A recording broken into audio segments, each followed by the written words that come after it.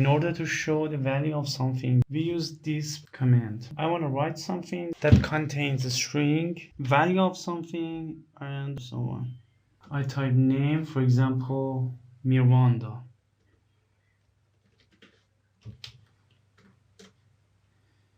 And I want to define age, for example, 15.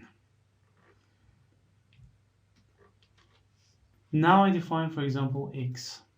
I want to say something. For this purpose, I type x. For example, I want to say Miranda was graduated when she was 15.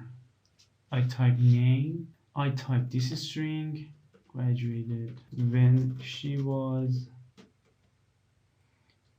In order to change this number to string, as I said before, I type num to str age.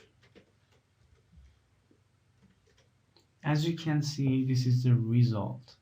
Miranda was graduated when she was 15. As you can see, there is no space between Miranda and was. For this, I copy this. I press space here in order to have a space in results. As you can see, there is no space between was and 15. Again, I type this and I press space, and this is the final result. I use this command in order to not show this expression in quotation. For this, I have something like this. An alternative way of display is fprint. If we want to save our data, we use fprintf. As you can see, this is the result. Also, we can use an alternative method of fprintf. You can find the expression here. Hi, I am teaching Matlab.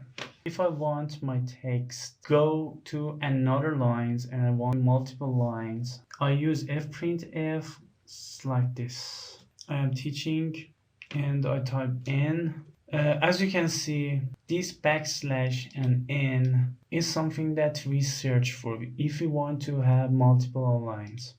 Hi, I am teaching Matlab to you.